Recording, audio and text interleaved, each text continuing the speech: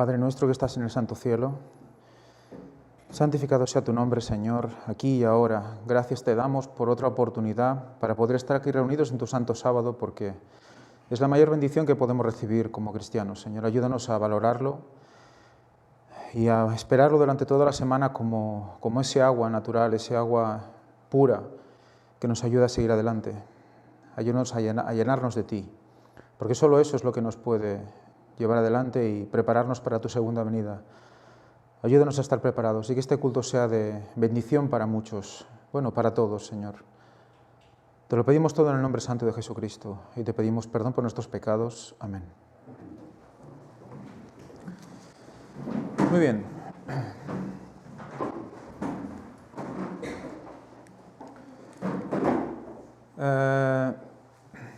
Vamos a proseguir con el tema que teníamos entre manos, primavera-otoño, parte 16 ya. Bueno, tenía pensado que hubiera sido la última, pero bueno, no va a ser la última, pero por ahí ya queda poquito. O sea que tranquilos. Vamos a empezar a seguir un camino muy especial, que es el camino de la sangre. Vimos el otro día cómo la sangre aparecía constantemente. Vimos la última presentación, el último culto, cómo todo nos llevaba a este punto, nos llevaba al costado traspasado de Jesús. Recordemos que Elena White hace una mención especial al costado traspasado de Jesús, diciendo que es por esa sangre por la cual nosotros somos salvados. Específicamente por esa sangre, que curiosamente fue la última derramada por Cristo, ¿verdad? Sabemos por Ron Wyatt que fue ese lanzazo el que llevó esa sangre ¿a dónde? Al arca, ¿verdad?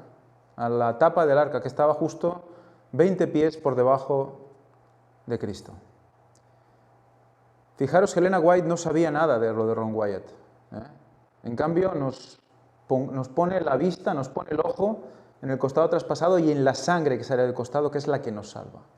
Fijaros qué interesante, porque hasta que no sabíamos lo de Ron Wyatt, ¿cómo interpretabas lo de la sangre del costado traspasado, ¿no? Una libación, ¿vale? Se derrama, ¿vale? ¿Y qué, no? ¿Qué más? Pero hoy vamos a ver cómo Ron nos da una luz que va a hacer que podamos ver las cosas de otra manera. Vamos a poder ver las cosas con mucha más profundidad. Y además con arqueología, ¿no? Tocando los pies en el suelo también, ¿no? Que eso es lo que el mundo está pidiendo también.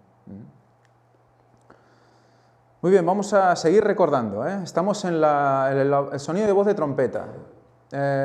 Hoy va a haber una transición de fiesta. Vamos a ver que vamos a ir saliendo ya de la fiesta del Rosh Hashanah, la fiesta de la trompeta, el sonido de la trompeta, ese truaj, ese sonido especial que divide al pueblo, ese sonido especial que prepara al pueblo, y que sabemos que solo aquellas ovejas que sepan escuchar la verdad, escucharán la voz de su pastor. Así que ese sonido es el sonido especial que tenemos que reconocer. Hicimos esta pregunta, ¿quién es el hombre de la escobilla? ¿Quién es la cabeza visible hoy? Esa pregunta nos va a ir siguiendo durante un tiempo. Recordad que estuvimos viendo el sacrificio que hizo Abraham cuando dividió 5 animales en 8 partes, 3 animales por la mitad y luego dos aves. Los puso en una disposición especial donde la sangre quedaba en el centro. ¿Y qué pasó luego? Abraham pasaba por el medio, ¿os acordáis, verdad? Era ese pacto, era como antes se cerraban los pactos, ¿no? Fíjate qué curioso que un pacto se tuviera que cerrar con sangre.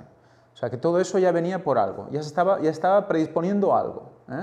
Recordemos que Abraham tenía que pasar por el medio, tenía que ensuciarse con esa sangre para que el pacto fuera hecho, ¿verdad? ¿Y qué pasaba luego? ¿Qué pasó luego? Abraham, ¿qué vio? Vio fuego, ¿verdad?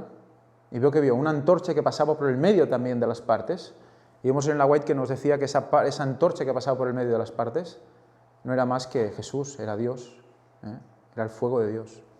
Eso es lo que creo que debemos quedarnos de lo que vimos el otro sábado, porque realmente nos da una idea de que Él nos acompaña en todo momento. Es un pacto entre el hombre y Dios, es estar siempre con Él. Y si nosotros seguimos ese pacto nos va a ir bien. El problema es cuando ese pacto se degrada. Y vamos a ver que está tan vigente como siempre ese pacto, y aún más hoy en día. Y que con las cosas que está mostrando el Señor últimamente, aún estamos más cerca de la cruz. Nadie nos puede decir que no estamos cerca de la cruz, porque vimos cómo este quehacer tenía un nombre en hebreo que era kerit. Kerit significaba esto, partir 2 trozos de carne, cortar 2 trozos de carne y pasar por el medio. Era pacto. Y recordemos cómo Elías va a beber al arroyo de Kerit cuando se refugia de Acab. Vimos cómo esa relación entre el arroyo de Kerit, el agua, y la sangre de Cristo con Abraham. O sea, ese arroyo representaba esa llaga de donde tenemos que beber todos, para poder seguir vivos, ¿de acuerdo? Como él hizo. Vimos ese pacto, vimos cómo Kerit estaba ligado con la llaga. Vimos cómo Kerit significaba todo esto, pero vamos a quedarnos un poquito más con esta palabra, porque vimos que era pacto, pero hay muchas cosas que nos van a denotar algo más. La conclusión de este pacto. Si vemos las palabras en rojo, aparte de lo que es pacto, y también pone por implicación destruir o consumir, que nos da ya una pista de lo que queremos, donde quiero ir a parar. Dice hacer una alianza o convenio, origen de cortar carne y pasar entre los pedazos. Dice acabar, alianza, amputar, apartar, ¿vale? Ya nos está diciendo algo también. Arrebatar, borrar, celebrar, concertar, cortador, cortar, derribar, desaparecer, deshacer, destruir, dividir, exterminar. Fijaros que hay unas consecuencias como buenas y malas a la vez, ¿no? Hay un pacto, hay una unión entre el hombre y Dios, se llega a un acuerdo, pero vemos que también hay como una mala consecuencia de que este pacto no se lleve a cabo, ¿no? Y vemos que hay una división, hay un apartarse, hay un borrar, exterminar, extinguir, faltar, fin, labrar, que eso quizás otro día hablemos, masticar, matar, morir, pactar, perder, perecer, poner, quebrar, quitar, raer, talar. Talar también. ¿A qué os lleva estas definiciones? ¿A qué concepto nos puede llevar estas definiciones? Fin, exterminar, final, se acaba, ¿no? ¿A dónde queréis a dónde nos puede llevar todo esto? Está claro que donde todo se acaba es cuando Cristo viene, ya se acaba todo. Pero vamos a ver que incluso un poco antes también. Vamos a ver que incluso un poco antes. El tiempo no es exactamente hasta otoño 2031, antes pasa algo. Entonces, fijaros como talar también.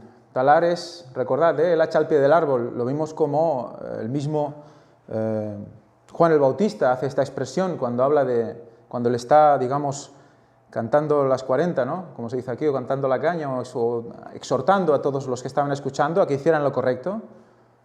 Dice que estaba poniendo el hacha al pie del árbol, por lo tanto, estaba a punto de, con el mensaje mismo, talar a personas. Esas personas que se talaban ya no podían ser recuperadas, ya quedaban fuera, ¿no? Entonces ese es el pacto con Dios. El pacto con Dios no es una broma, el pacto con Dios es o todo o nada. Y muchas veces nos olvidamos de eso. Alguien tuvo que venir y morir por nosotros para que esto fuera factible. Y siempre estamos en el mismo sitio, dándole vueltas a lo mismo. De otros diferentes prismas y puntos de vista, pero vamos a dar vueltas a lo mismo. Y es cristocéntrico, todo es cristocéntrico. En la cruz se revelan los misterios, ¿no? Dice Elena White. Todos los misterios tienen su explicación en la cruz. Pues la verdad es que vamos a parar siempre ahí mismo. Por lo tanto, Kerit también tiene una relación directa con lo que es la segunda venida de Cristo. Ese momento en el cual ya se acaba todo y ya se llevan a los suyos Cristo y deja el resto detrás. Vimos que lo que es el concepto de segunda venida de Cristo no es solo el momento de cuando Cristo viene.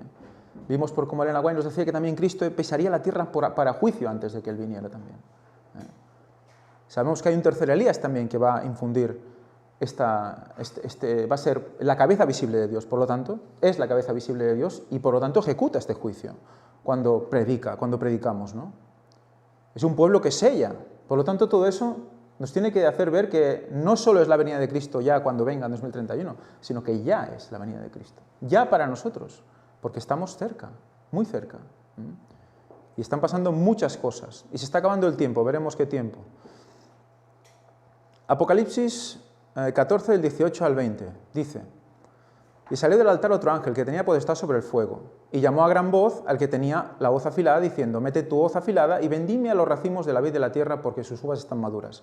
Esto lo vimos ya el sábado, el anterior. La idea es recordar un poco dónde estamos. Más adelante, dice, el ángel arrojó su hoz en la tierra y vendimió la viña de la tierra y echó las uvas en el gran lagar del furor de Dios, y fue pisado el lagar fuera de la ciudad. Y del lagar se hiló sangre hasta los frenos de los caballos, por una distancia de 1600 estadios. Vimos cómo aquí se une el concepto fuego con el concepto sangre. Ese fuego que arde fuera de la ciudad santa y que elimina a los impíos, lo compara con la sangre, ¿no? Vimos cómo esa sangre también será simbolizada por el fuego. Y el fuego es el nexo de unión de todo el resto de conceptos que vamos a ver hoy. Vimos cómo Elena White nos hablaba, ¿no? El oro refinado en el fuego es la fe que obra por el amor. Solo esto puede ponernos en armonía con Dios. ¿De acuerdo? Por lo tanto, vemos claramente una relación. El oro con la fe, refinar con obrar y fuego con amor, porque el oro refinado con fuego y la fe obra por el amor. ¿De acuerdo? Son textos paralelos que la misma Elena White nos pone para que podamos ver los conceptos asociados. Ya vimos que el fuego era la sangre, y por lo tanto, si el fuego es amor y el fuego es sangre, el amor es sangre, ¿verdad? También. Evidentemente la sangre de Cristo. ¿De acuerdo? Vemos el concepto, ¿no? Es una asociación de iguales. Vimos que la antorcha, ¿quién la portaba? Había un portaantorchas que portaba la antorcha, que era el fuego de Dios, que iba llevando a todo el mundo, ¿no? Y que ese fuego, cuando llegaba a la gente, podía hacer diferentes reacciones. Vimos cómo Elías fue alimentado con pan y agua, con pan y carne y bebía de Kerit, Vimos que había una especie de relación entre comer el cuerpo y la sangre de Cristo. Por lo tanto, vemos como el fuego, que es justicia, que es fuego consumidor, porque Dios es fuego consumidor, también es amor, sangre de Cristo, es profecía, porque recordemos que el fuego de antorcha era la luz que alumbra tu camino, ¿verdad? ¿Recordáis? Es la buena palabra profética. Y pongo de antorcha porque ¿quién es el que profetiza? Es el hombre que profetiza, ¿verdad? Cuando lee la profecía, cuando comprende, es él el que habla. Esa antorcha está representando al que porta la antorcha. Y también es sal, hablamos de la sal, como esa sal era lo que teníamos que dar al mundo para que no se quedara insípido. La sal era lo que daba sabor. Vemos como el fuego está uniendo todos estos conceptos. Justicia, amor, sangre de Cristo, profecía y sal. ¿Y la sal qué es, básicamente? Pues la palabra de Dios. Elena White nos lo enseñó también. La verdad presente, el mensaje. Todo eso está mostrado en el fuego. Y sabemos que el fuego de la prueba es lo que nos hace mejores. Si nosotros ante Dios no rehuimos la prueba, vamos a poder acceder a todo esto. Justicia, amor, la sangre de Cristo. Limpiados por esa sangre. Vimos el concepto de limpiar, como vimos que era fuego, pues evidentemente si nosotros tenemos alguna escoria que limpiar, el fuego la quemará toda y nos quedaremos puros ante Él, ¿no? Si la aceptamos. Vimos también que hay que sazonnar la sangre humana. Vimos también en la web nos hablaba de que echar un poco de sal en las comidas era imprescindible para la sangre. Fijaros, todo esto es necesario. Incluso en nuestra sangre humana también. Muy interesante. Vamos aquí a un concepto también, Kerit. Hemos visto que era la llaga de Cristo. ¿Cuándo Cristo sufre esa llaga? En primavera. Y también vimos que tiene relación con la segunda venida de Cristo, con el fin, que es ¿dónde? En otoño, ¿no? Entonces ya vemos que ese Kerit, ese arroyo, esa llaga ya está uniendo los dos conceptos, primavera y otoño. Tiene que ver con el tema que estamos hablando. Hay un camino que recorrer entre primavera y otoño. Y hay una unión entre primavera y otoño. Las fiestas son paralelas en primavera y otoño. Es un uno, no se pueden separar. Llegamos a esta conclusión, a este cuadro, ¿verdad? Hablamos del ministerio de Juan, vimos que había un bautismo primero para arrepentimiento y luego un bautismo en Espíritu Santo y fuego. Una cosa nos llevaba a la otra. Si no pasábamos primero por el bautismo de arrepentimiento, no podíamos gozar del bautismo Espíritu Santo y fuego. ¿De acuerdo? Por eso es tan importante. Si estás en el libro de la vida, entonces el Señor te cuenta para luchar, para limpiarte. Si no estás en el libro de la vida, ¿has aceptado las condiciones?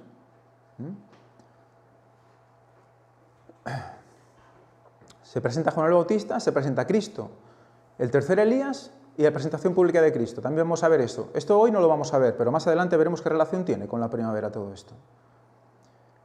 Vimos del agua, la lluvia, la sal. Vimos el agua, ¿recordáis el primer milagro de Jesús? Que convertir el agua en vino. Vimos como el agua, decía que el agua era traída por personas y que era Cristo el que convertía ese agua en vino, ¿no? Como ese agua representaba la acción humana. Vimos también como el tercer Elías decía, no lloverá si no es por mi palabra. Todo ese resumen es bueno tenerlo en cuenta para tirar más adelante. Por lo tanto, la lluvia, incluso la lluvia espiritual, viene por mi palabra, porque era el representante de Dios ahí en la tierra, ¿no? Y luego, ¿qué tenemos? Pues sangre y tenemos fuego de la prueba, la mejora del hombre. Eso nos lo pone Dios. Por lo tanto, tenemos una columna que representa la primavera y otra columna que representa el otoño. Y hay un de ir de primavera a otoño constantemente. Hay un camino constante de primavera a otoño. Lo que podemos hacer nosotros y lo que Dios hace por nosotros. Siempre, evidentemente, con el nexo de unión de la cruz, porque sin eso es imposible actuar. En el mismo costado traspasado de Jesús tenemos las dos cosas juntas, el agua y la sangre, hombre y Dios también, humano y divino. ¿No era eso Cristo? ¿No era eso Cristo? Por lo tanto, vemos como siempre, constantemente, hay una dualidad que se mantiene en el pueblo de Dios. Por eso su pueblo lo representa. Hablamos de que era una boda en dos fases, ya lo habíamos visto también con los temas de Fanny. Amigo del novio y amigo del esposo, en su muerte y en su segunda venida. ¿Su muerte cuándo es? En primavera. Segunda venida, en otoño. Por lo tanto, otra vez estamos en esa unión. Hay que aceptar primero su muerte para poder ser recogido en su venida. Si no, no podemos, ¿no? Fijaros como siempre hay que aceptar algo que pasa en primavera para que podamos luego recibir lo que viene en otoño, ¿no? Es muy interesante.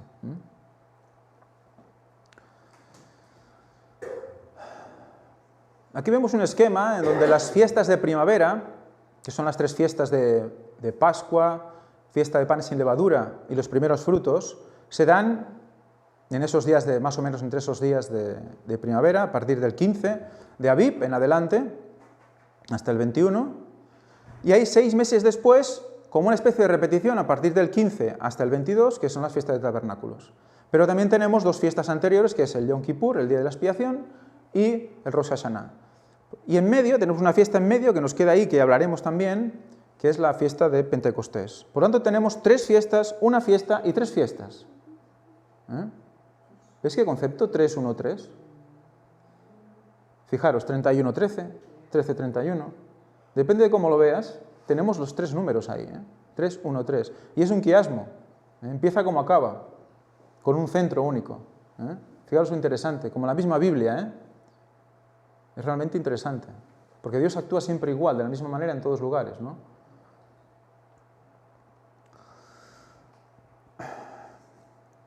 Vemos que es en Pascua cuando Cristo muere y tabernáculos en Tisri. Pero tenemos una fiesta antes de tabernáculos, antes de que venga Cristo. Algo tiene que consumarse, ¿verdad? Sabemos que en los tiempos de Elena White, o previos a Elena White, hubo una predicación de los 2 ángeles, luego se cumplió en 1844 y llegó el tercer ángel,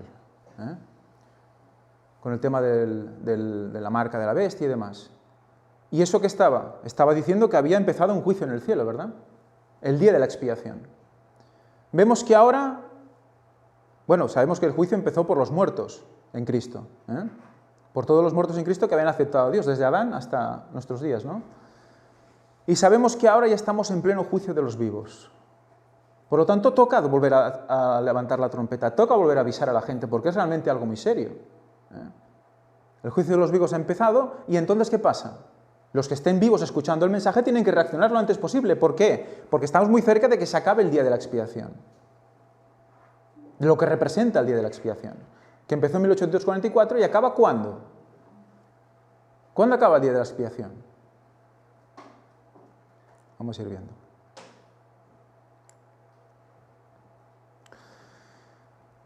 Muy bien, para seguir tenemos antes que recurrir a Ron Wyatt, porque es algo que yo creo que nos va a chocar bastante y creo que nos va a dar un punto, un nivel más de decir, ¿qué está pasando aquí? Yo mismo aún no sé qué está pasando exactamente, ¿eh? Pero lo muestro porque creo que hay que compartirlo, es algo especial, ¿eh? Ron Wyatt encontró esto, hicieron este dibujo en el cual podemos ver a la derecha la crucifixión hecha en maqueta, la cruz, detrás unos carteles, donde él encontró que él decía que aquí se habían colocado los carteles en los 3 idiomas, los diferentes idiomas, sobre Jesús de Nazaret, rey de los judíos. Y vemos como a su lado izquierdo hay una grieta en la roca, justo donde está puesta la cruz, y vemos como él también postulaba que la sangre caía por el lado izquierdo y regalimaba por la cruz hasta llegar a la grieta. Y desde esa grieta, ¿dónde va a parar? Vemos en el esquema de la izquierda que justo 20 pies más abajo, aproximadamente, dice, tenemos ¿qué? El arca de la alianza. Esa sangre que nos limpia, ¿eh? Fijaros, ahí se cierra el pacto. Ahí se cierra el pacto. Vemos también la simbología de la misma roca. Sabemos que la roca es Cristo, ¿eh? Y la roca es Cristo y se resquebrajó también y pasó la sangre por el medio y de ahí cayó también encima del arca. O sea, es interesante. O sea, el mismo Cristo y la roca es lo mismo. Es una extensión de Cristo también en simbología. O sea, que fijaros que ahí no pierde en ningún momento el hecho de que va de Cristo al arca directamente, ¿eh? ¿Cuántos son 20 pies? ¿Cuántos son 20 pies? ¿Alguien sabe la transformación? Vale, pues son 6,094 metros. 20 pies. ¿Eh? Redondeando, 6 metros, si me permitís. 6,0 se puede redondear a 6, creo, ¿eh? Por lo tanto, tenemos algo muy especial aquí. Y es que resulta que entre Cristo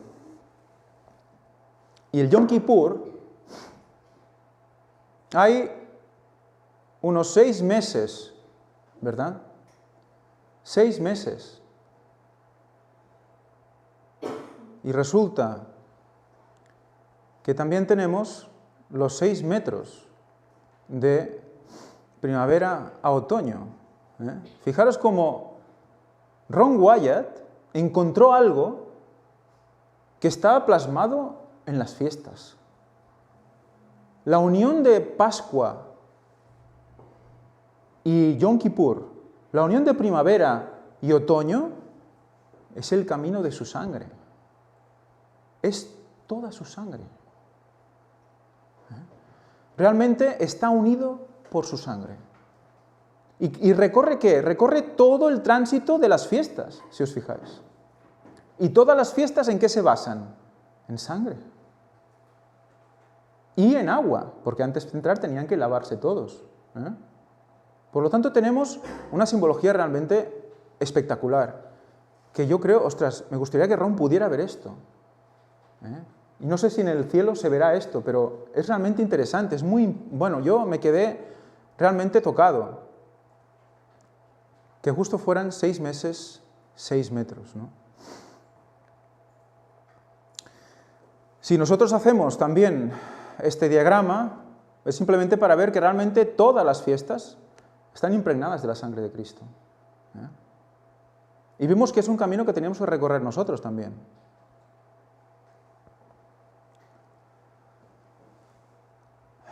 Los sacerdotes querían estar seguros de la muerte de Jesús y a su gestión suya, un soldado dio un lanzazo al costado del Salvador.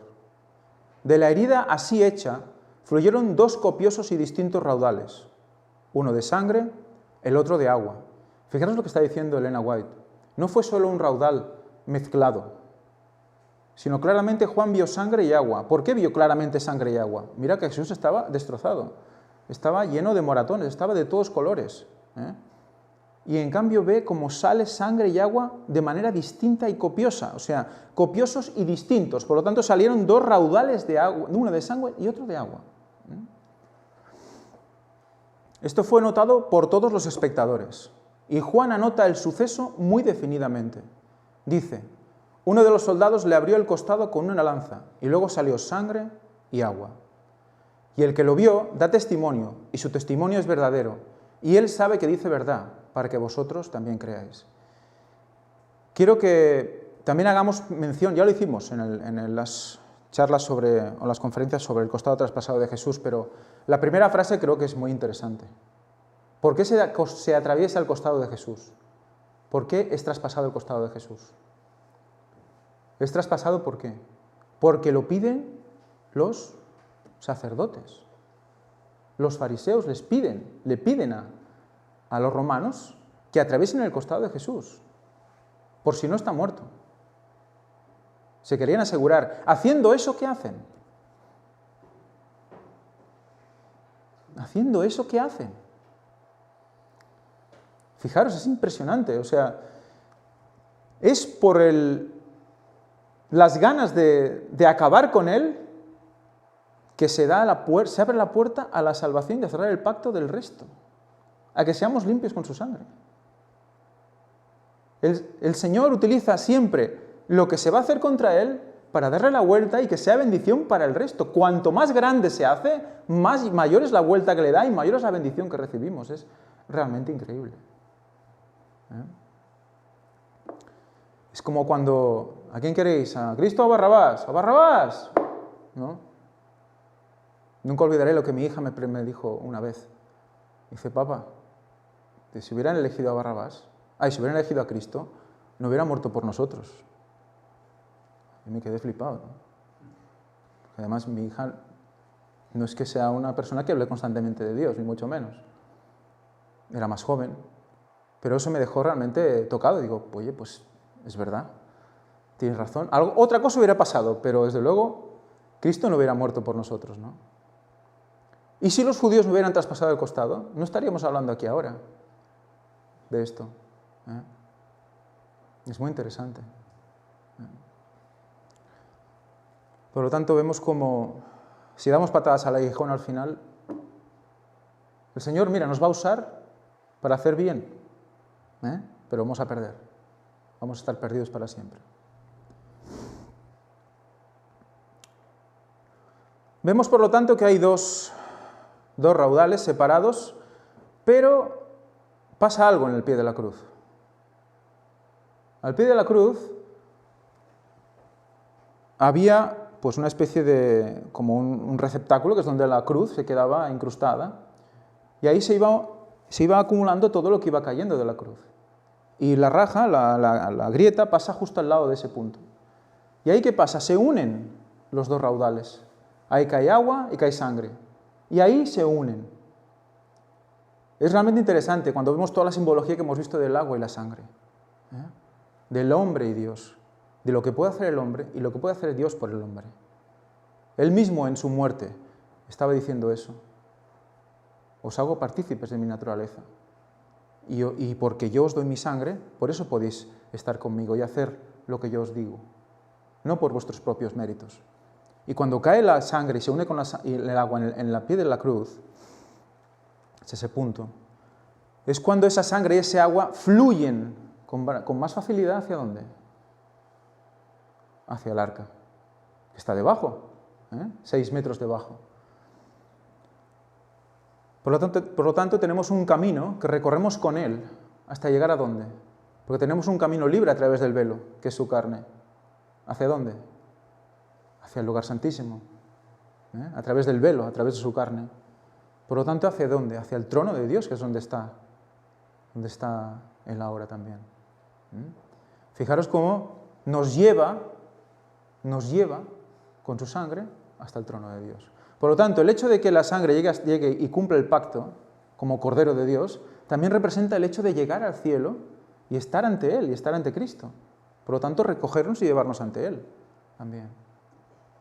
Todo está relacionado también con su segunda venida. Por lo tanto, lo que es la llaga, lo que es la sangre derramada, Está por un lado mostrándonos el pacto y por el otro también el fin de ese pacto, que es llevarnos con Dios, hacia abajo y hacia arriba. Esa libación es realmente significativa. Aquí he apuntado bautismo de agua y bautismo de sangre, o fuego, como hemos visto antes. Se juntan al pie de la cruz para ir juntos hasta el arca de la alianza y sellar el pacto. Lo que puede hacer el hombre junto a lo que Dios, a lo que hace por el hombre, a lo que Dios hace por el hombre, juntos para sellar el pacto. Como hizo con Abraham, primero pasó él y se ensució las vestiduras con la sangre sacrificial, y luego pasó Dios y se selló el pacto. Nos hace partícipes de su naturaleza dejándonos participar del pacto. Solo al pie de la cruz tenemos verdadera unión con Él y somos limpiados con su sangre. ¿Cuántas veces podemos leer o nos han dicho, descarga tus pesares ¿a dónde? Al pie de la cruz. Es que me sonaba constante, eso lo he leído constante, incluso en Elena White. Elena White habla muchísimo del pie de la cruz. En Deseo a todas las gentes, por ejemplo, dice, ¿cómo hemos de salvarnos entonces? Como Moisés levantó la serpiente en el desierto, así también el Hijo del Hombre ha sido levantado, y todos los que han sido engañados y mordidos por la serpiente pueden mirar y vivir. He aquí el Cordero de Dios que quita el pecado del mundo. La luz que resplandece de la cruz revela el amor de Dios. Su amor nos atrae a Él. Si no resistimos esta atracción, seremos conducidos al pie de la cruz, arrepentidos por los pecados que crucificaron al Salvador. Entonces, el Espíritu de Dios produce por medio de la fe una nueva vida en el alma. Los pensamientos y los deseos que se sujetan en obediencia a la voluntad de Cristo. El corazón y la mente son creados de nuevo a la imagen de aquel que obra en nosotros para someter todas las cosas así. Por lo tanto, está hablando ¿de qué? De una nueva creación. Es un nacer de nuevo. Solo al pie de la cruz se puede hacer. Solo cuando la sangre y el agua se unen. Cuando el agua se convierte en sangre.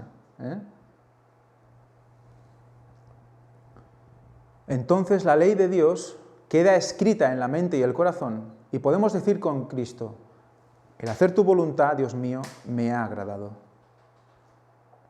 Solo entonces lo podemos decir. El deseo a todas las gentes, página 63. Sería bueno que cada día dedicásemos una hora de reflexión a la contemplación de la vida de Cristo.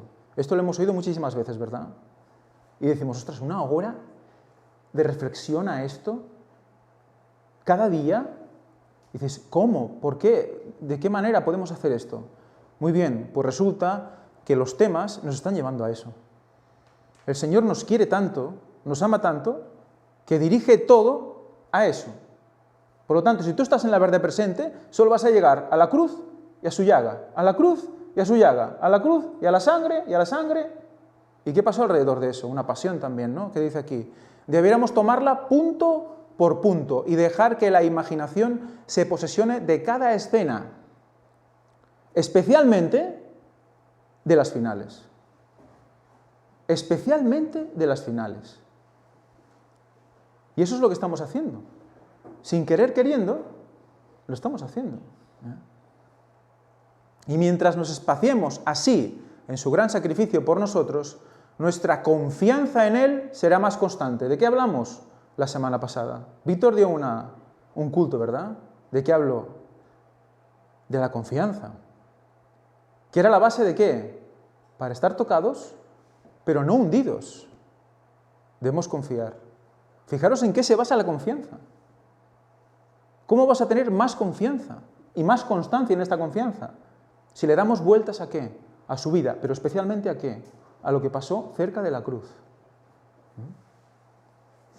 Y gracias a Ron Wyatt podemos darle vueltas y vueltas y vueltas a eso. Se reavivará nuestro amor. Si alguno piensa, es que mi amor no está bien, es que aún estoy bajo, es que no puedo, noto que no amo, no sé amar, démosle más vueltas a Cristo, démosle más vueltas a la cruz. Y dices, wow, parece mentira, estás hablando de una cosa que ya se decía hace 2000 años. Bueno, pero sabemos más cosas que nos hacen estar más cerca aún.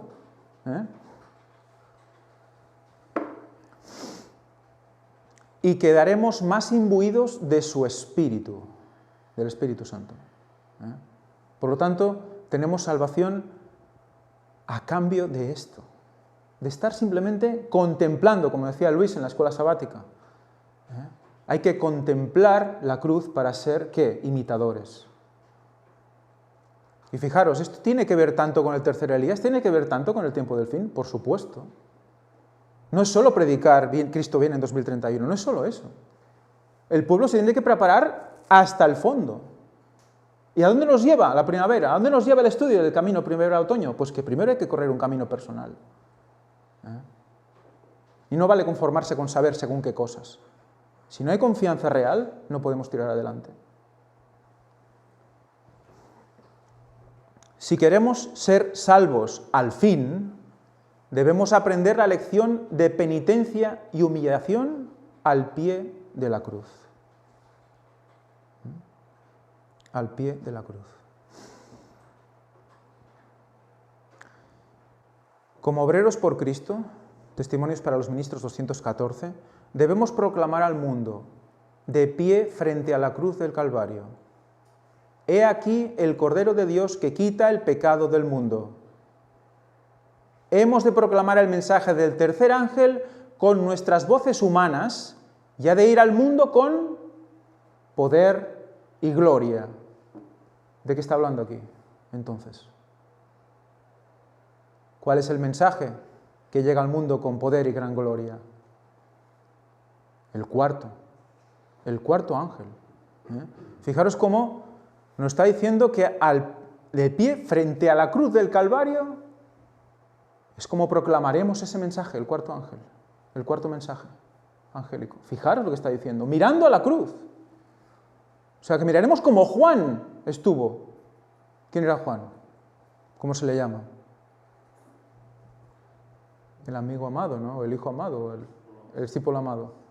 El discípulo amado miró a la cruz y vio la sangre y el agua. ¿Qué tenemos que hacer nosotros entonces? ¿Qué nos está pidiendo? Que pongamos nuestros ojos en la sangre y el agua, que nos tiene que decir muchas cosas, y que sigamos su camino. ¿Dónde nos lleva? Es impresionante, ¿eh? Estaba diciéndonos que Ron Wyatt lo iba a descubrir y que nos lo iba a confirmar.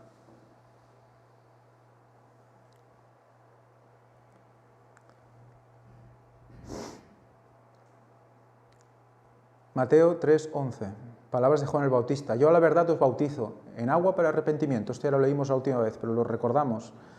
Pero el que viene detrás de mí, cuyo calzado yo no soy digno de llevar, es más poderoso que yo y él os bautizará en Espíritu Santo y fuego. ¿Qué más vemos del Espíritu Santo? Mateo 3:16. Y Jesús, después que fue bautizado, subió luego del agua, y he aquí que los cielos le fueron abiertos, y vio al Espíritu de Dios que descendía como paloma y venía sobre él. Pensamos, bautizados en el Espíritu Santo y fuego. Vimos lo del fuego, que estaba relacionado con la sangre, ¿no? Con todo, con la sal, con la profecía, con todo. Y el Espíritu Santo se muestra como paloma. Así como un inciso ahora, ¿cuántas veces se muestra como paloma el Espíritu Santo? Hay un caso que no se muestra en la Biblia, pero que en el White lo detalla, y es cuando vienen a por Cristo, vienen a aprenderle. Sabemos que pasa eso de que dice, yo soy. Vendemos a buscar a quién es el Cristo, quién es Jesús, que se hace llamar el Cristo. Yo soy. Y caen todos al suelo, ¿verdad?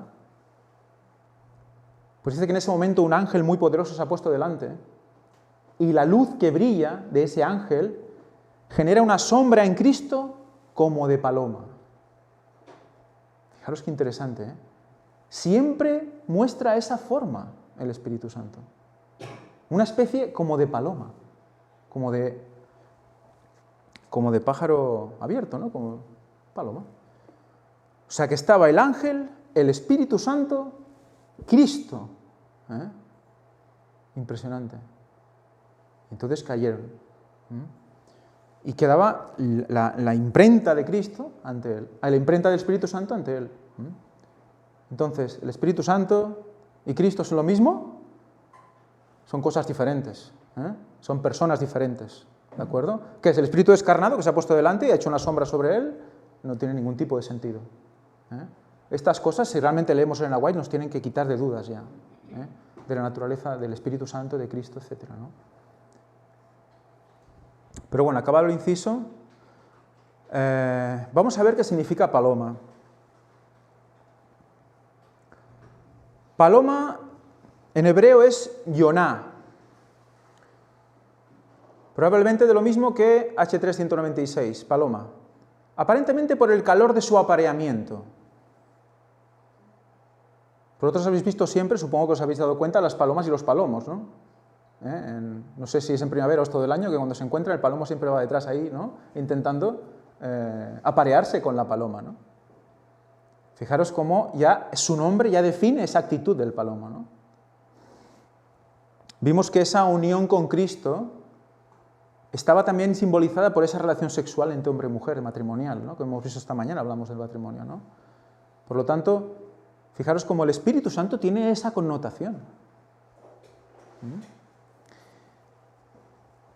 El 396 dice, yayin, de una raíz que no se usa, significa efervescer, vino, como fermentado, por implicación, intoxicación, banquete, bebedor, embriaguez, libación, mosto, vino.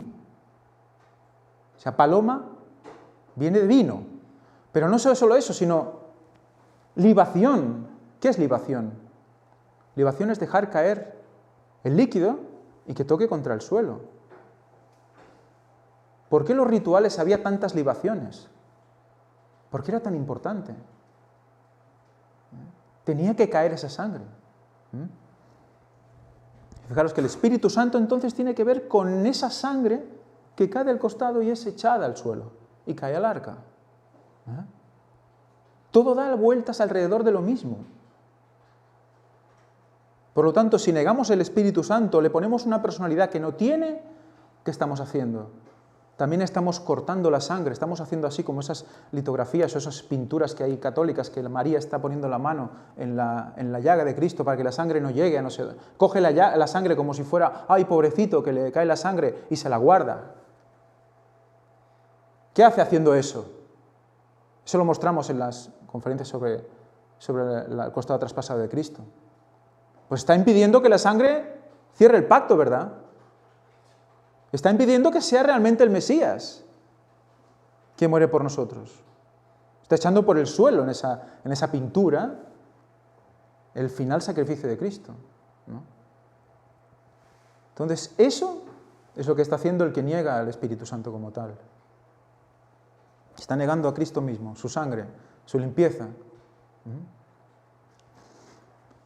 Vemos que tienen unos connados, tienen unas raíces que se comparten con yak, que fijaros que por error de transcripción se confunde también con yat, que también es casualidad, ¿no? Es bueno, había muchas casualidades posibles, pero fíjate que yo, no sé, Dios sabe por qué pasan estas cosas, ¿no?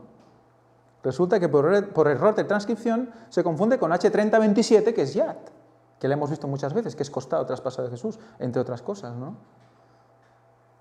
Costado o al lado. Y también con Yoná, que es ¿quién? Jonás. Jonás.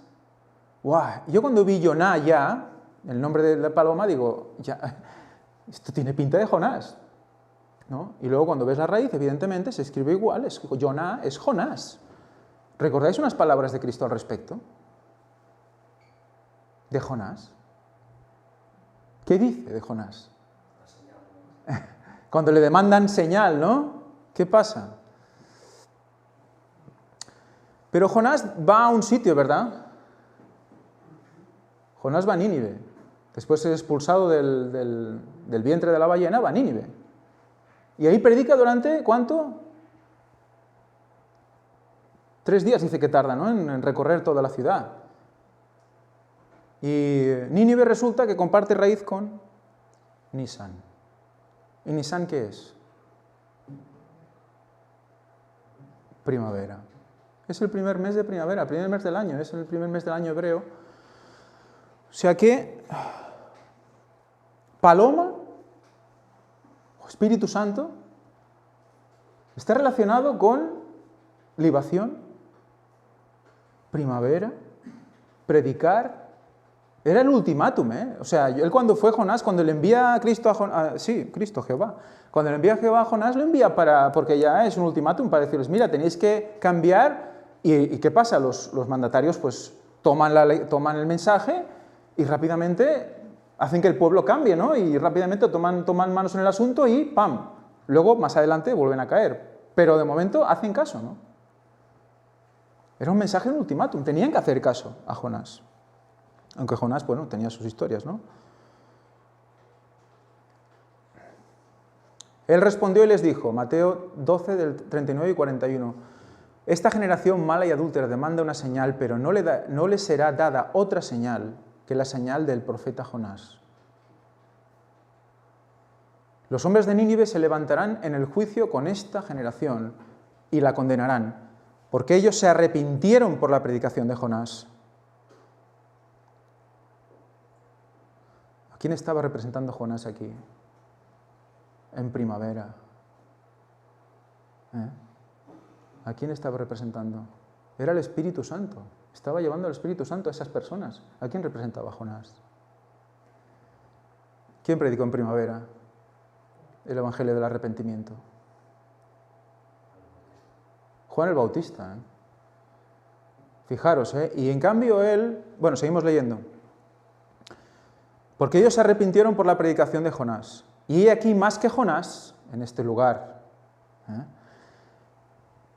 Recordad que esto lo hace también porque Jonás, ¿qué pasó? Estuvo 3 días y 3 noches, ¿verdad? En la vientre de la ballena y luego salió, ¿no?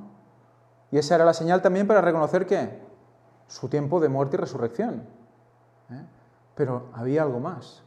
Estaba señalando también al predicador, al precursor de Cristo.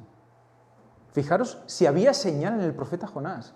Había muchísima señal en el profeta Jonás. Por eso él insistía a los que le demandaban señal.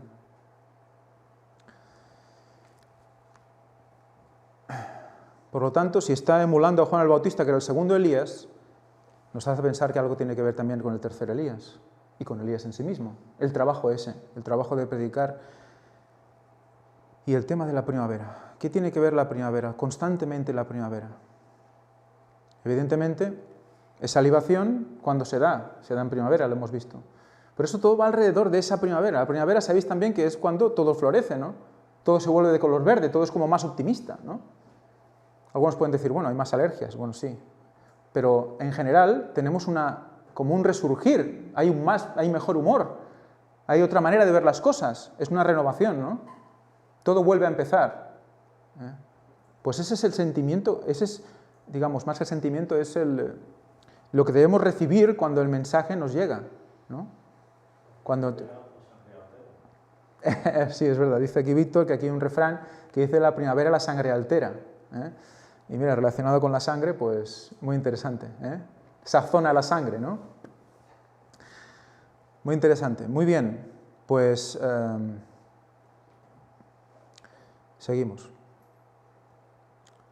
Por lo tanto tenemos esto, tenemos primavera y otoño y esto aquí metido. Y vamos a ver cuándo se acaba el día de la expiación. ¿Cuándo se acaba el día de la expiación? Muchos que se creen cristianos serán hallados faltos al fin. En el cielo habrá muchos de quienes sus prójimos suponían que nunca estarían allí. El hombre juzga por la apariencia, pero Dios juzga el corazón. La cizaña y el trigo han de crecer juntamente hasta la cosecha. La cosecha es el fin del tiempo de gracia. ¿Y cuándo es el fin del tiempo de gracia? Cuando el sellamiento está consumado. Y de repente se acaba el tiempo de gracia y todos sellados en un día y ya está. Sabemos que la lluvia tardía es progresiva. De la misma manera el tiempo de gracia. Habrá un momento más intenso, pero se está empezando a cerrar el tiempo de gracia. Se está empezando a cerrar la vida de muchas personas. Porque estamos cerca ya de que se cierre definitivamente para todos. Empezando por el pueblo de Dios, con la ley dominical, ¿no? Por lo tanto, es muy interesante que esa sangre esa sangre acabe llegando al Yom Kippur, al día de la expiación, porque más allá del Yom Kippur ya está todo decidido. Cuando se acaba el día de la expiación, cuando se acaba el tiempo de gracia, ya está todo decidido. Por lo tanto, luego en la fiesta de tabernáculos ya es celebración. Es recordatorio, celebración, todo está en el granero y vamos a pasarlo bien. ¿Por qué? Porque Cristo viene. Por eso la sangre no llega hasta el final. Aunque hay sacrificios y ahí se conmemora igualmente, incluso en el tabernáculo hay un momento en el cual se hace una libación en el altar, se hace una libación, se tira vino y se tira agua, incluso con unos diámetros de tubo diferentes para que lleguen al mismo tiempo abajo. Es muy interesante. ¿Por qué hacían eso los judíos? Para que se juntara abajo al mismo tiempo. Es curioso, ¿verdad? Y eso lo hacen en conmemoración de tabernáculos. Unido por la sangre. Todo es hermoso en sí mismo.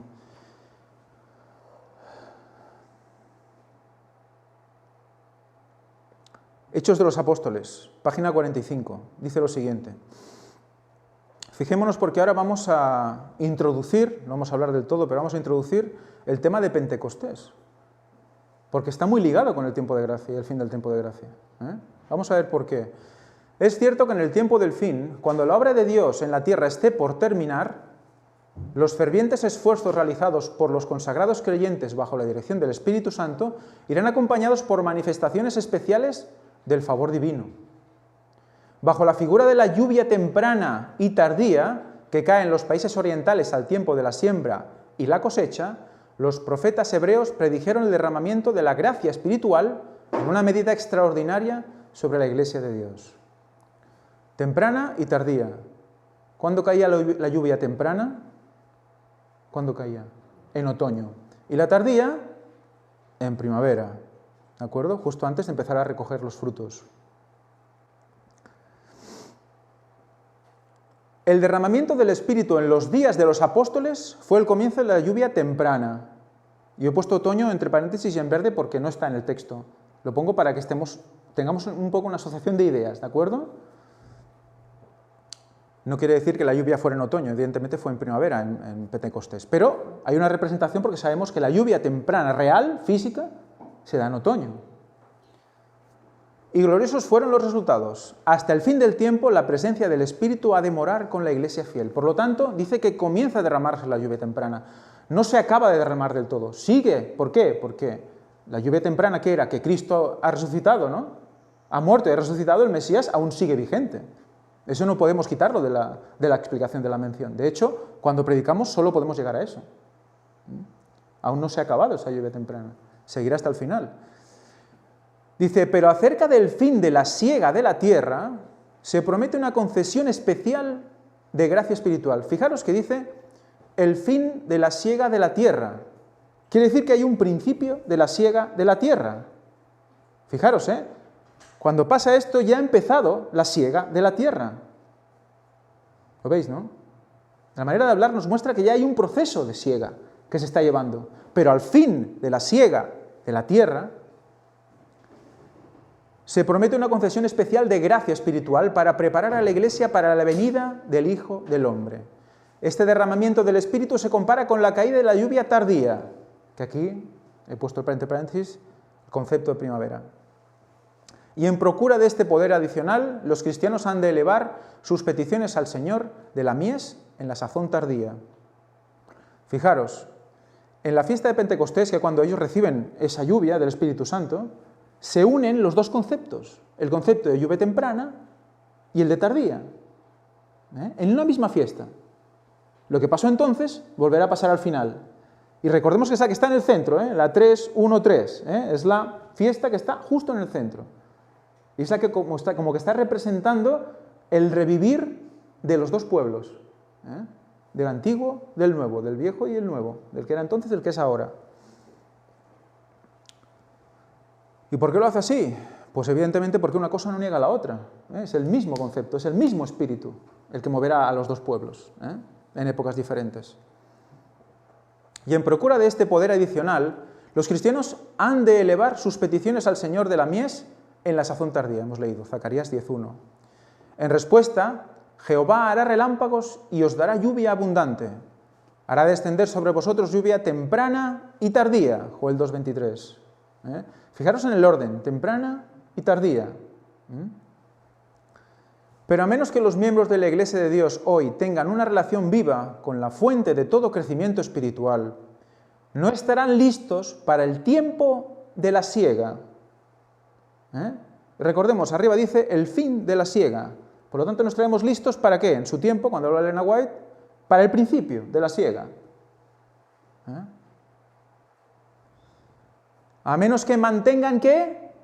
Sus lámparas aparejadas y ardiendo, no recibirán la gracia adicional en tiempo de necesidad especial. Y hemos leído que sus lámparas aparejadas y ardiendo. ¿A qué nos recuerda esto? ¿A qué concepto nos recuerda esto? Sus lámparas aparejadas y ardiendo. A las 10 vírgenes, me dicen por ahí. Había 5 que tenían sus lámparas aparejadas y ardiendo, y 5 que no. Por lo tanto, ya nos está poniendo las cosas muy claras. ¿Quiénes están preparados para la primavera? ¿Quiénes están preparados para el resurgir espiritual? Solo 5 de las 10. Si no hemos estado hasta ahora preparados, si no hemos estado hasta ahora buscando con sincera oración, si no hemos estado pidiendo la lluvia tardía hasta ahora, sobre todo hablamos del pueblo de Dios, que ha estado toda la vida en el pueblo de Dios, no van a recibir la gracia adicional. No seremos conscientes o no somos conscientes de que hay una primavera que se está pasando por alto. Y cuando veamos algo que nos niegue algo de la lluvia temprana, o que creamos que niega algo de la lluvia temprana porque no lo acabamos de comprender, vamos a ir en contra, vamos a dar patadas al aguijón, como hacía Pablo cuando era Saulo. Por lo tanto, ¿a qué está haciendo mención aquí? Al momento en el que el amigo del esposo dice: he aquí viene el esposo, salid a recibirle. Es cuando pasa esto. Pues cuando digan, o cuando ya han dicho, ahí viene el esposo, salid a recibirle, ha habido 5 que no han escuchado. O que han escuchado, pero más o menos. Y luego, cuando llega el esposo, los pilla desprevenidos. Estaban dormidos. Es un dormido espiritual, evidentemente. El Espíritu Santo no estaba ahí. Fijaros que el Espíritu Santo no estaba ahí, se puede decir fácilmente y ya está. ¿Pero qué representa con todo lo que hemos visto? No estaba Cristo, no estaba tu sangre, no estaba un sacrificio. Algo tan básico como es la lluvia temprana, que es Cristo murió y resucitó, resulta que lo hemos negado sin darnos cuenta. Y muchos vamos presumiendo de Cristo, su muerte, su resurrección, su sangre me limpia, soy nuevo en Él, soy salvo en Él, todo lo puedo en Cristo que me fortalece, pero resulta que llega el amigo del esposo, te dice el mensaje de salvación para el tiempo final y le decimos que no. Entonces, ¿realmente qué era eso? Era falso. Porque ese mensaje está representando la misma sangre de Cristo. Estamos negando la misma cruz de Cristo. ¿Dónde nos va a llevar esto? Estamos hablando todo el rato de la cruz. Nadie puede decir que no es un mensaje cristocéntrico. Hay un tiempo de necesidad especial. ¿Por qué necesidad especial? ¿Sabéis? Para pensar, cuando dice especial, es que es algo diferente a lo que ella podía describir en su época. Va a pasar algo o ha pasado algo también, está pasando cosas ya, que hacen que tengamos una necesidad especial del Espíritu Santo para poder comprender lo que viene. Incluso como miembros del pueblo de Dios. Por lo tanto, fijaros, una conclusión a todo lo que hemos visto. Como no tengamos o no tengan las lámparas aparejadas en primavera, no escucharán la voz del amigo del esposo, no recibirán la sal, no resistirán el fuego, negarán la sangre limpiadora de Cristo y desecharán la antorcha, símbolo de Cristo, y a los portaantorchas de la palabra profética más segura, y juzgarán este derroche de amor de Cristo hacia su pueblo de insuficiente para ellos y negarán su palabra. Porque el fuego es todo eso. No recibirán gracia adicional y no llegarán al otoño, acabándose sus vidas al fin del tiempo de gracia. Se acaba todo. Se acaba todo. El camino hay que recorrerlo con Cristo, pero Cristo pone siempre a alguien para recorrer el camino con Él. No nos deja solos.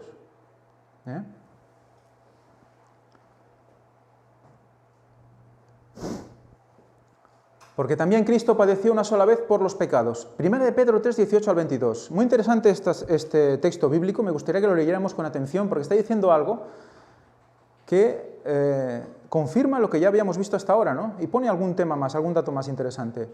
Porque también Cristo padeció una sola vez por los pecados, y el justo por los injustos, para llevarnos a Dios, siendo a la verdad muerto en la carne, pero vivificado en espíritu. En el cual también fue y predicó a los espíritus encarcelados, los que en otro tiempo desobedecieron, cuando una vez esperaba la paciencia de Dios en los días de Noé, mientras se preparaba el arca, en la cual pocas personas, es decir, 8, fueron salvadas a través del agua. Parece un poco enrevesado, ¿Pero qué está diciendo? Dice que predicó. Cristo predicó en los tiempos de Noé. Fue y predicó a los espíritus encarcelados. ¿Quién predicó? Dice que Cristo predicó. El bautismo que corresponde a esto ahora nos salva. Fijaros cómo el bautismo está metido aquí. El agua está metida en eso que pasó, en el diluvio. Pero ¿quién predicó? Fijaros, predicación y bautismo. ¿No suena de algo esto? Predicación y bautismo. Suena a Juan el Bautista también, ¿verdad? Fijaros lo que dice aquí. ¿Quién predicó? Quiero que contestéis, por favor. ¿Quién predicó? Cristo, vale, pero ¿quién? Noé. Noé. Y está diciendo que Cristo predicó en Noé. Por lo tanto, ¿pisó la tierra Cristo antes del diluvio?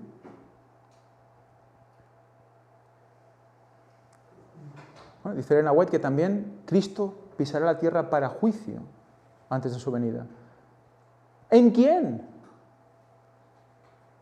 ¿En quién? En el tercer Elías. En ese momento, ¿quién era? Noé. ¿Quién fue en el momento de Juan el Bautista? Juan el Bautista. Pero dice que Cristo predicó una figura de Noé. Por lo tanto, es brutal lo que está diciendo aquí. Y es la misma palabra de Dios. Escrito está.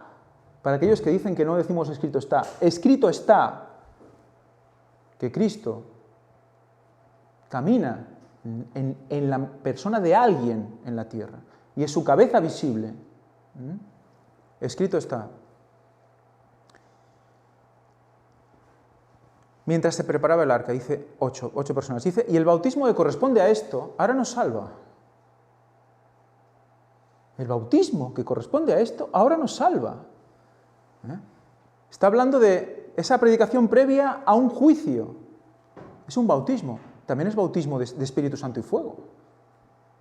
Porque ahí el que no escuchó se quedó fuera. ¿Y eso no es fuego? ¿No es fuego de prueba? ¿No es consumidor eso? Quedaron negados por agua, pero sufrieron el mismo efecto. A nivel espiritual es lo mismo, ¿no? No quitando las inmundicias de la carne, sino como respuesta a una buena conciencia hacia Dios, por la resurrección de Cristo, quien, habiendo subido al cielo, está a la diestra de Dios, y a Él están sometidos ángeles, autoridades y potestades. Está al control de todo. ¿No va a estar lo de su pueblo? ¿No va a hacerlo de alguna manera para estar con su pueblo, los que realmente le quieren seguir? Por lo tanto, caminó Cristo por la tierra en los días de Noé para juicio. Avisó a la gente del juicio. Como en los días de Noé, ¿no? Dice Cristo, así será la venida del Hijo del Hombre. ¿Qué está diciendo? Como en los días de Noé. Pues como en los días de Noé te enviaré a un mensajero, mi mensajero, que va a predicar para juicio, porque está cerca, Cristo viene. Y como es mi mensajero y estamos muy cerca del final, te dirá, 2031 viene Cristo, Tabernáculos viene Cristo. Para que como hacía Noé, nadie le quede otra manera que decir sí o no. Me está diciendo el año, me está diciendo todo, para que me prepare y yo digo, no, esto es mentira. Lila ahora nadie sabe, ya le hemos dicho que esto no es así. No estamos diciendo día ni hora, nunca lo diremos.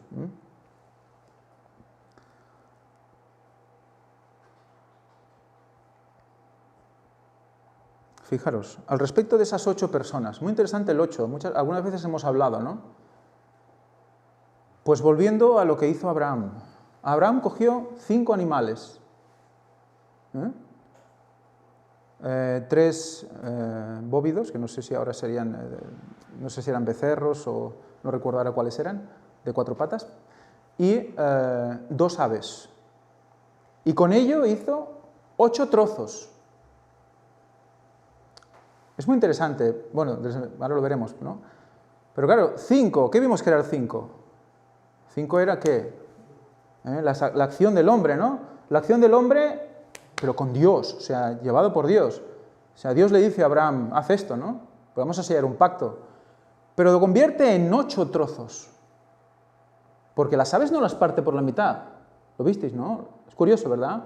El ave no la parte. Y quedan 8 trozos. 8 trozos de carne.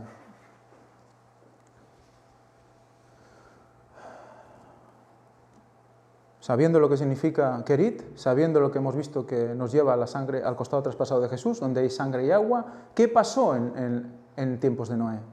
¿Qué pasó con el arca de Noé? ¿Qué pasó con el arca de Noé? ¿De qué estaba recubierta el arca de Noé? De brea. ¿Y qué vimos que significaba la brea? Estuvimos viendo. La sangre de Cristo. La palabra mismo nos llevaba a expiación. Y era la sangre de Cristo. Con eso concluíamos y vimos a través de las raíces y todo lo que vimos en el costado traspasado de Jesús. No, perdón. En la madera del arca, esto fue la que hicimos en la madera del arca, vimos cómo era roja, ¿no? ¿Y la brea qué hacía? La brea aislaba por dentro y por fuera el barco para que no entrara el agua y se hundiera, ¿verdad? Pero a la vez el texto nos dice que ese agua fue un bautismo también. Porque a la vez que eliminó a los que no quisieron entrar, a la vez que hizo, elevó a los 8 que entraron. Son las 2 partes, las 2 caras de la misma moneda de un juicio, ¿no? En un juicio siempre pasa igual, o eres inocente o eres culpable. En el caso de Dios, o muerte eterna o vida eterna, no hay término medio. Por lo tanto, el hecho en sí de que sea agua y sangre, ¿en qué convierte al arca?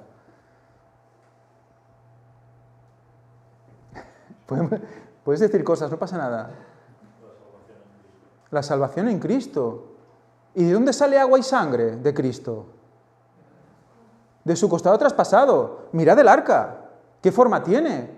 Ahora. ¿Qué forma tiene? Forma de almendra, como dijo también Luis. Esa forma estirada, como una herida abierta, de una lanza punzocortante, porque las lanzas eran planas, las lanzas de los romanos. Es volver a nacer. ¿De dónde dice que teníamos que volver a nacer? Cuando habla con Nicodemo. ¿Volver a nacer en Cristo? ¿De dónde? Pues naceremos otra vez de Él, de su sangre otra vez, de su costado salimos otra vez, nacemos otra vez por ahí. ¿No recuerda algo eso? Agua y sangre y nacimiento, ¿recuerda algo eso? Agua, sangre y nacimiento. Un parto. Un parto. ¿No volvió a nacer la humanidad aquí? ¿Alguien tiene dudas de eso? ¿Alguien tiene dudas de eso? ¿Y dónde nacemos nosotros? De la mujer, ¿verdad? ¿De dónde nació Eva? ¿Del costado de quién? De Adán, que era quién? El Hijo de Dios. Interesante, ¿no? ¿Y qué era figura Adán? Figura del que había de venir. ¿Y quién había de venir? Cristo. ¿Que tenía qué? Su llaga. ¿Dónde salió qué? Sangre y agua. Vamos a dar vueltas a lo mismo. Podemos hablar 10 horas de lo mismo y vamos a parar al mismo sitio. Es el mismo, constantemente, la llaga constantemente. El camino de primavera-otoño es nuestra vida. Cuando oramos, nos ponemos ante el trono de Dios. También es eso. También es la libación. Tenemos que estar preparados para esto. Tenemos que ver a Cristo tan cerca que lo podamos tocar. Dice el Nahuatl que podemos sentir su presencia. Yo cuando lo leí dije,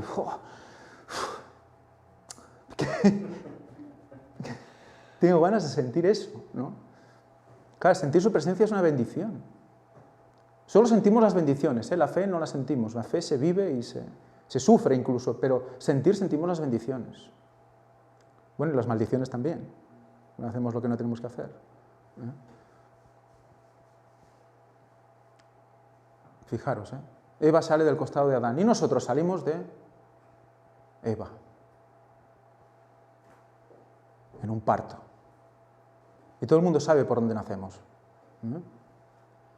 Por lo tanto, que vosotros mismos, pensando e imaginando, veáis qué representa también esto. Es muy interesante. Estamos hechos como hombre y mujer para nacer de una manera que cada vez que lo vivamos, veamos la cruz de Cristo y el plan de salvación. ¿Hay algo más bello en el mundo? Es imposible vivir de otra manera. No se puede ser infeliz sabiendo esto. ¿No mirarás a tu esposa o a tu marido de otra manera? ¿Y a tus hijos? Cuando busques mujer o busques marido, ¿lo buscarás de otra manera? ¿Qué represento y qué representa ella? Es impresionante. ¿Puede haber maltratos a una mujer cuando sabes esto?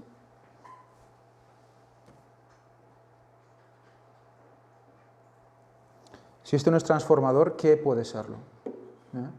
Y lo sabemos ahora. ¿Por qué? Ron Wyatt otra vez. Lo sabemos ahora otra vez, por él. Toda esta simbología, todo esto lo sabemos por él.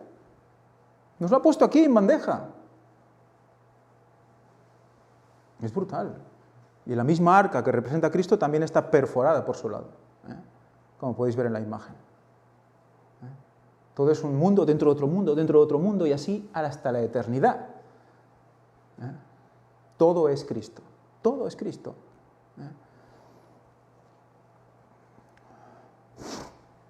Esta es la primera fotografía que se hizo. Creo que en el 67 o algo así. Eso que está en un círculo es el arca. Y lo que veis que está circundando el arca es un volcán. Un volcán que derramó su lava y todo ese río es un río de lava, que hoy es lodo y lava, pero es lava seca y es lodo. Pero eso fue un volcán que salió y explotó y el arca bajó por el río de lava y se incrustó donde está ahora. He girado la imagen porque pasó algo. Y es que un hermano, que hace tiempo que no vemos, por cierto, y le envío un beso desde aquí a Rafa y un abrazo muy grande.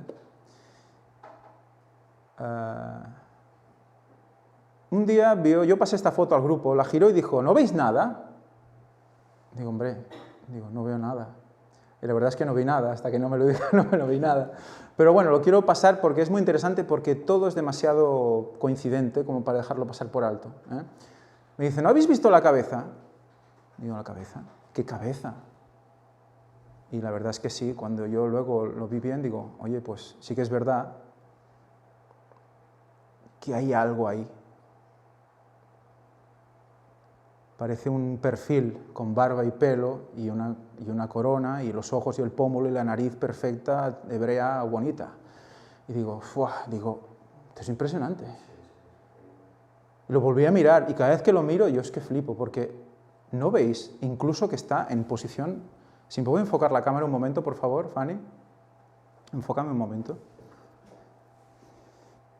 La posición incluso, ¿no? Con los brazos, la cabeza caída, los brazos como abiertos alrededor, ¿no? Siguiendo el río de lava. Y un cuerpo un poco raro, ¿no? Pero ahí el arca, ¿está en dónde? ¿En qué costado está? En el izquierdo, ¿verdad?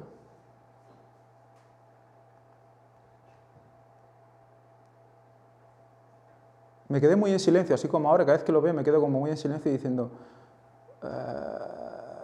de la misma manera que Dios dejó su nombre escrito en Jerusalén, ¿no? En el norte de Jerusalén, Betel, dejó su nombre escrito, y no solo su nombre, también el de Efraín y demás. ¿Por qué no iba a dejar su marca en el arca?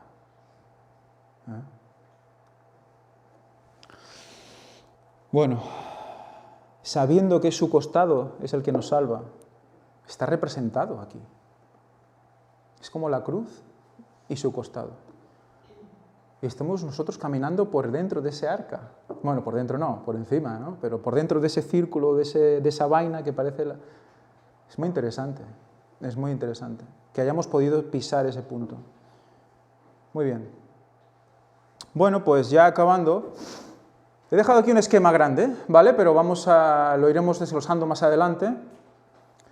Hemos visto lo de el paso de primavera a otoño por esa sangre, ¿no? Que sale de Pascua y llega a Yom Kippur, el fin de ese día de la expiación. Pero hemos visto también lo de Ron Wyatt, ¿no? Esos 6 metros. Y también a la derecha de la cruz vemos a Juan el Bautista, como de manera poderosa predica ante todos, ¿no? Y que 6 meses después bautiza a Cristo, ¿no? Ese precursor de Cristo. A su derecha vemos un tercer Elías, que también predica y es precursor ¿de qué? Del año 2031, de que Cristo vuelva, prepara al mundo. Más a la derecha vemos a Adán y Eva con el primer sacrificio y ese tiempo que ha pasado también hasta, o que pasará hasta el año 2031, esos 6.000 años. Y a la izquierda de la figura de Ron Wyatt, la figura del dibujo que hizo Ron Wyatt, vemos también a alguien que era Elías, cuando se presenta ante Acab, ¿no? El Ron Wyatt dice que se presenta sin más, entra y dice que hasta le dejan pasar los vigilantes, entra decidido, pam, pam, pam, pam, y nadie le para y se presenta delante del rey y le dice, mira, va 3 años y medio sin llover, pam, y se va. Y se queda Acab, ¿eh? ¿Qué ha pasado? ¿Dónde ha caído esto, no? Dice que fue y luego ya de ahí ya a Kerit, ¿no? Y abajo pues vemos el momento en el cual vuelve a llover, ¿no? Por la palabra del Tom. Si no es por mi palabra, dice, ¿no? He puesto unos 6 por aquí abajo, ¿vale? Ya hablaremos de todo eso. Ya hablaremos de todo eso. Si Dios quiere, hablaremos de todo eso. Pero fijaros cómo tanto Yom Kippur como el bautismo de Cristo, como la venida de Cristo, es en otoño, y que tanto la Pascua como al principio del ministerio de Juan fue, bueno, y también como el primer sacrificio, fueron en primavera. O sea que tenemos también una unión especial entre primavera y otoño que vamos a seguir desgranando. ¿Y Elías? ¿Cuándo llovió? ¿Fue primavera? ¿Fue otoño? ¿Por qué lo he puesto aquí? También vamos a verlo. Parece ser que la Biblia también nos da unas pistas sobre ello. Y es muy interesante. Muy bien, hasta aquí la predicación de hoy. Quedémonos con ese concepto. Al final todo se resume a lo mismo. Al final todo se resume a que, por mucho que podamos explicar, por mucho que podamos conocer, si no sabemos en qué punto estamos y dónde estamos, que realmente representamos a esa sangre incluso que va a extenderse por todo el mundo, pues entonces no sabemos quiénes somos ni qué venimos a hacer en este mundo, ¿no? Es muy importante. y que estamos al pie de la cruz, como Juan. Ese es el momento. Todo el mundo quiere ser discípulo amado de Cristo. Y si no es que, ¿para qué estamos aquí? ¿Por qué justo Juan fue el que lo vio, ¿no? Y justo Juan fue el que escribió Apocalipsis, ¿no? El último en morir también. ¿Por qué, no? Todo eso. Hay algo que nos quiere decir Dios con todo esto. ¿Y el tercer Elías? ¿Empezará su ministerio en primavera? ¿Empezó su ministerio en primavera? Vamos a ver todo esto, si Dios quiere. Vamos a acabar con una oración. Con una oración no, perdonad. Vamos a acabar con un texto bíblico. Disculpad. Un texto bíblico, porque hemos visto antes que primavera, o sea, otoño, lluvia temprana, primavera, lluvia tardía. Y siempre, si os fijáis en la palabra de Dios, siempre se explica de la misma manera, el mismo orden. Temprana y tardía, temprana y tardía. ¿Por qué? Bueno, primero viene la siembra, ¿no? Se siembra cuando ha venido la lluvia temprana, la lluvia primera. Y cuando viene la lluvia tardía, luego se recoge. Es como el último arranque, el último golpe de agua para que todo salga fuerte y florezca en primavera. Muy bien. Pero hay un texto en el que se ha traducido al revés.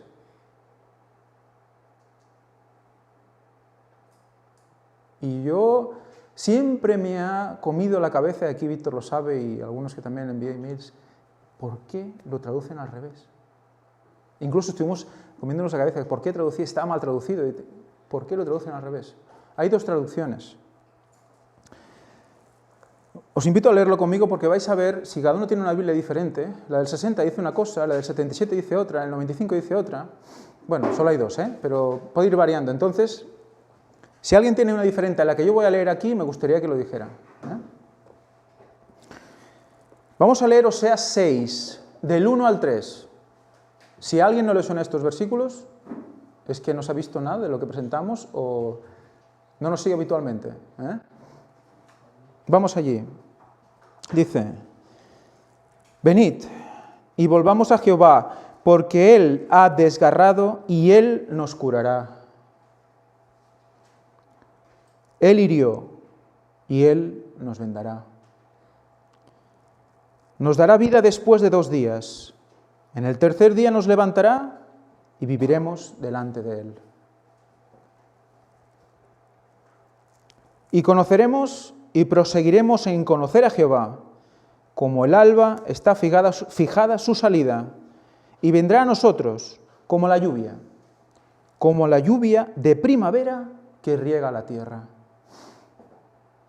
¿Quién lo tiene diferente?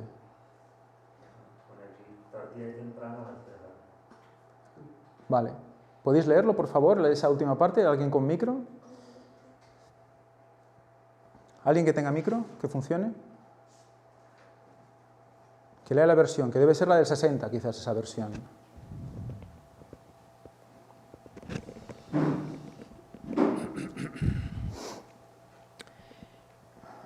Y vendrá a nosotros como la lluvia tardía y temprana a la tierra.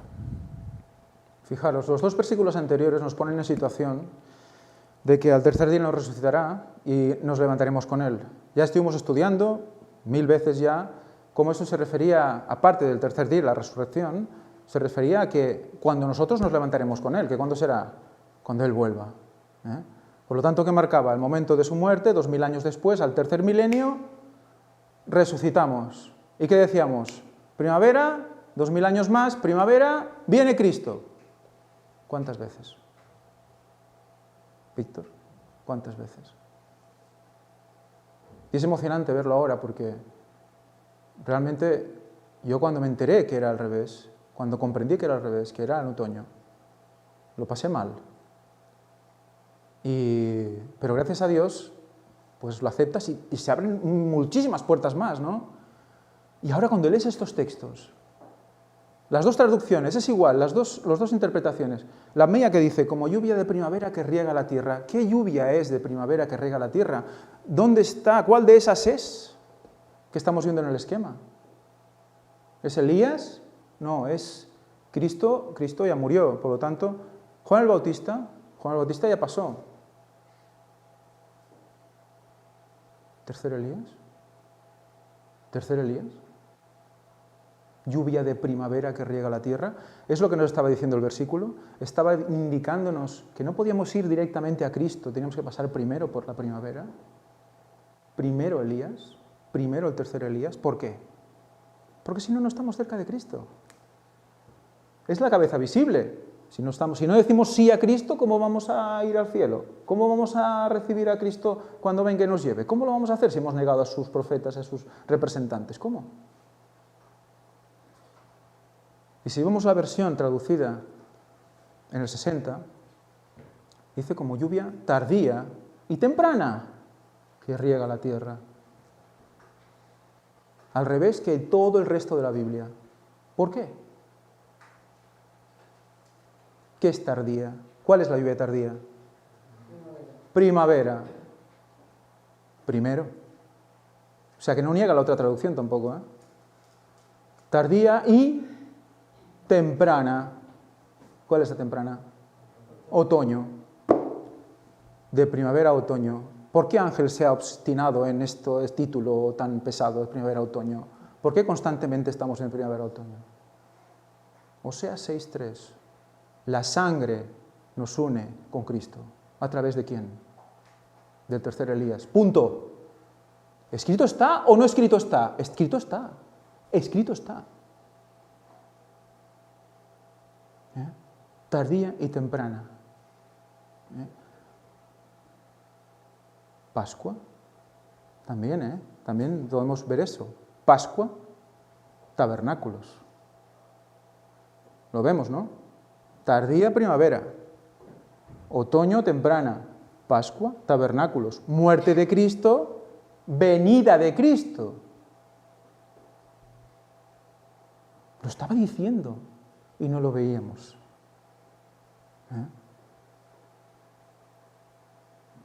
Todo eso es primavera, otoño. Todo eso. Y más si Dios quiere. Somos el pueblo que recorre ese tramo. La sangre de Cristo, a su lado. Somos el agua que con su sangre somos uno. Y por eso podemos llegar a otoño. Por eso podemos llegar a salir airosos ese juicio investigador. Por eso. Solo por eso. Nada más.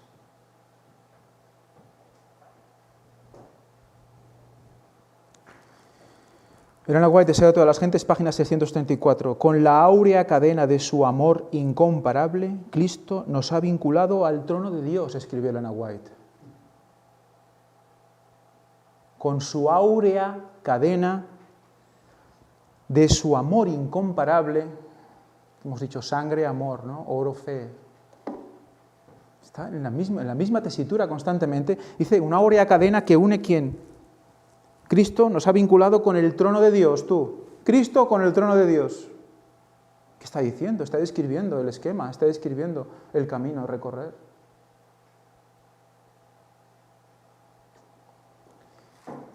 Vale, ahora sí, acabamos con una oración.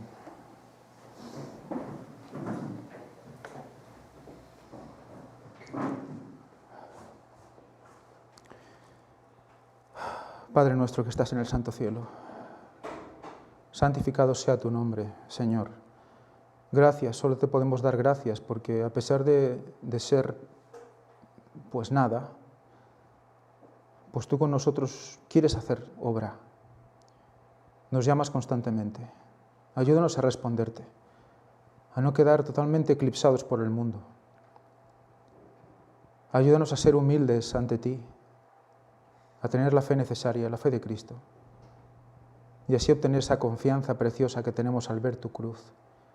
Ayúdanos a ponernos de pie delante de tu cruz y a pensar continuamente en esa sangre y ese agua, cómo nos lleva a tu trono. Gracias, Señor, por todo esto. Gracias por tanta sabiduría. Gracias por Ron Wyatt. Gracias, Señor, por este ministerio, por el tercer Elías, por estos hermanos, por todo, Señor. Te pido que nos bendigas y que nos guardes. Te lo pedimos todo en el nombre santo de Jesucristo y te pedimos perdón por nuestros pecados.